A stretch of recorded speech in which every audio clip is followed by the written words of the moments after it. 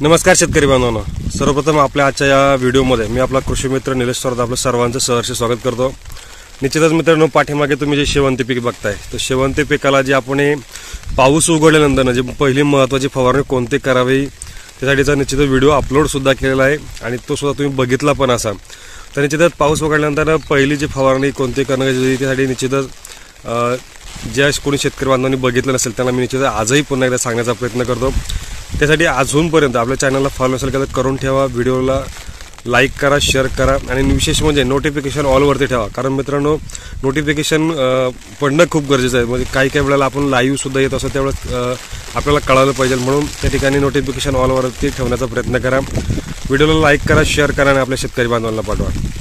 मित्रांनो, ज्यावेळेस पाऊस उघडला तर पाऊस उघडल्यानंतर आपण महत्त्वाची फवारणी घेतली हायड्रासिटेडची, अर्थात हायड्रोजन पेरॉक्साईडची।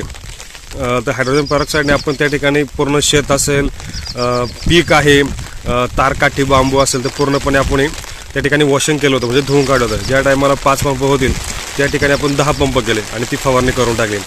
त्याच्यानंतरनं वापसा कंडिशनला म्हणजे लगेच 2 तासांनी असेल किंवा 4 तासांनी किंवा दुसऱ्या दिवशी त्या ठिकाणी व्हर्टिसेलम मेटारायझम बिव्हिरिया म्हणजे आळीसाठी किंवा ट्रायकोडर्मा असेल, त्याबरोबर सुमोनस आणि बॅसिलस सबटिलस याची फवारणी काढली होती। ती फवारणी आपल्याला चांगल्या पद्धतीमध्ये त्या ठिकाणी फायदेशीर ठरली होती, तर ती फवारणी सुद्धा गरजेची आहे। त्यामुळं ज्या कोणी शेतकरी बांधवांनी पाऊस उघडल्यानंतर जी महत्त्वाची जी फवारणी आहे ती आपल्याला या ठिकाणी करून घेणं गरजेचं आहे। ती फवारणी करून घ्या आणि चांगल्या पद्धतीमध्ये येणाऱ्या रोगराईवरती, कारण आळीचे फंगस आहेत, डावणी भुरूचे फंगस आहेत, कार्प्याचे फंगस आहेत, बॅक्टेरियलचे फंगस आहेत, आर्ली ब्लाइटचे फंगस आहेत, ते फंगस सुद्धा आपल्याला या ठिकाणी हे दुष्परिणाम करणार आहेत। त्यामुळं जे फंगसवरती काम करण्यासाठी या ठिकाणी बॅसिलस सबटिलस आहे, सुडोमोनास आहे, परत व्हर्टिसेलम मेटारायझम बिव्हिरिया तुम्हाला आळीसाठी काम करणार आहे किंवा ट्रायकोडर्मा सुद्धा आहे, तो सुद्धा आपल्याला या ठिकाणी वापरायचा। म्हणजे हे महत्त्वाचं जे 2 शेड्यूल आहे, अगोदर हायड्रासिटेडने बाग धुवून काढणं, ज्या ठिकाणी 5 पंप होतात त्या ठिकाणी 10 पंप करा आणि नंतर एक 2 तासांनी 4 तासांनी उघड जर असेल तर किंवा दुसऱ्या दिवशी उघड असेल तर